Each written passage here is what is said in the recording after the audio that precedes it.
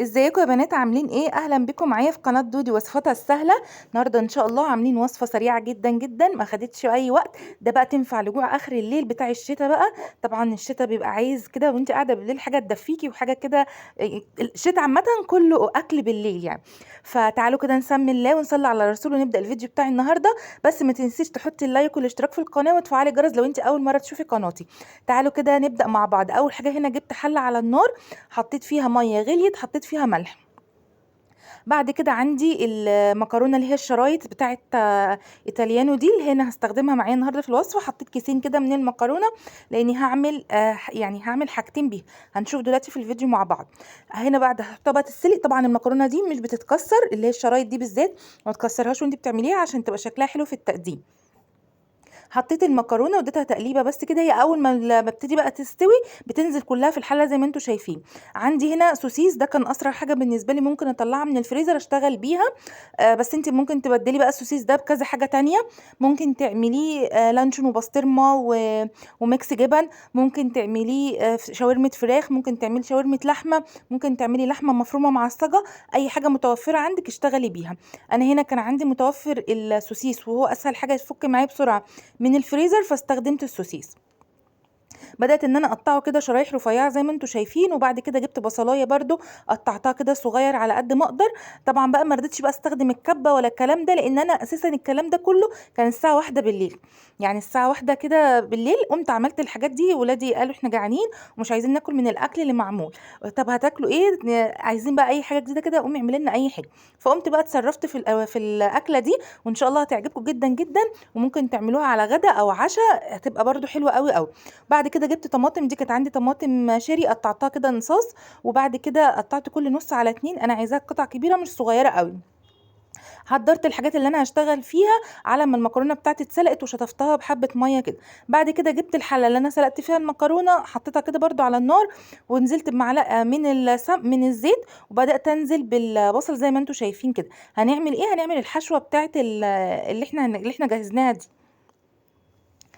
صدقوني الطريقه دي حلوه جدا جدا وسريعه وموفره في الوقت قوي.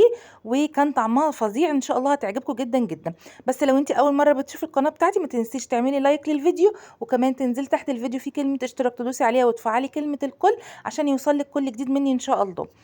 خلاص كده بعد ما تبلت كده البصله شويه، نزلت بالسوسيس ونزلت عليها بنص معلقه صغيره كده من الثوم بس تديني ريحه مش اكتر. وكمان هحط التوابل اللي هحطها ايه، هحط ملح وفلفل مش اكتر من كده. بعد كده نزلت بالطماطم برده تشويحه كده. وحطيت معلقه من الصويا صوص ومعلقه من دبس الرمان، يدوني بس كده مزازه شويه في الخلطه اللي احنا عملناها دي. خلصناها كده. بدأت برضو جبت كده معلقة من الصلصة الجاهزة، كانت عندي كده صلصة جاهزة كده فايضة عندي، من كنت عاملة مكرونة. حطيت منها معلقة بس واحدة على الخليط، على ال... آه على الحشوه اللي احنا عملناها مع بعض. بعد كده هنا بقى هستخدم البشاميل الجاهز. طبعا انا بقول لكم انا عايزه انجز في الوقت لان الساعه 1 بالليل، فعايزه انجز في الوقت. جبت هنا لترين من الحليب وحطيت عليهم كيسين من البشاميل الجاهز. خلطه البشاميل الجاهز بتاعت ماجي حلوه جدا جدا، انا اول مره اجربها. انا بحب اعمل البشاميل في البيت، بس قلت دي تبقى منجزه معايا ومتوفره عندي فقلت اشتغل بيها. حلوه طلعت نتيجتها، عجبتني جدا جدا. بدات بقى ان انا كده دوبت الخليط على البارد، وبعد كده نزلت على النار. قلب قلب كده بقى ايدك على طول في التقليب عشان ما يكلكعش منك. هنا كان عندي كمان قطعه زبده حطيتها، قلت طعم البشاميل كده واخليه فيه غناوه شويه. وكان عندي فايت كده حبه ميكس جبن في كيس برضو حطيتهم، قلت يدوني برضو طعم في البشاميل. كل الحاجات دي حطيتها وفي اثناء ما انا بقلب ولسه القوام بتاعي ما وصلش للخليط للقوام اللي انا عايزاه. هبتدي برضو اقلب كده عشان ما تكلكعش معايا لغايه ما اوصل للقوام اللي انا عايزاه. ما تنسوش بقى يا بنات اللايكات للفيديوهات بترفع لي الفيديوهات جدا. وبشكركم على تفاعلكم معايا وكلامكم الجميل ليا بيشجعني جدا جدا. بصوا ما شاء الله قوام البشاميل تحفه ازاي، مش عايزاه اتقل من كده. هبتدي بقى ان انا خلاص هو غلي هطفي عليه ونبتدي بقى نشتغل نحضر الصواني بتاعتنا. جبت هنا قلبين من البايركس كده او صينيتين بايركس زي ما انتم شايفين. حطيت في القاع بتاعهم حبه من البشاميل. وبعد كده هجيب المكرونه اللي احنا سويناها مع بعض، احط نص الكميه بتاعتها من تحت. حاجه كده سريعه وسهله، وطبعا ممكن كتير مننا بيعرف يعملها.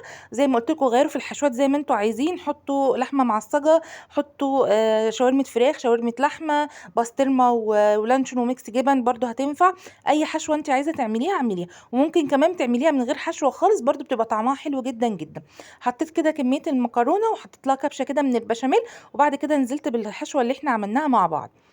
عايزه اقول لكم كان طعمها تحفه تحفه يعني. الاتنين بايكس دول اتنسفوا، ما كانش فيه منهم اتبقى حاجه من كتر ما هي جميله. واحلى حاجه بقى تاكليها كده وهي سخنه بقى في الساعه اللي احنا فيها دي، حاجه كده تحفه. بعد ما حطيت الحشوه نزلت برضو بكبشه من البشاميل كده على الحشوه، وهجيب بقيه المكرونه احطها على البايركس زي ما انتوا هتشوفوا كده دلوقتي.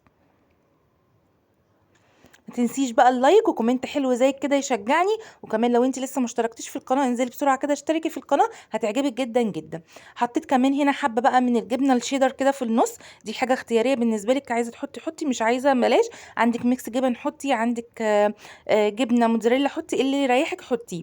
وبعد كده نزلت بكميه المكرونه اللي باقيه على برضو الطاجنين كده، هغطي الحشوه خالص.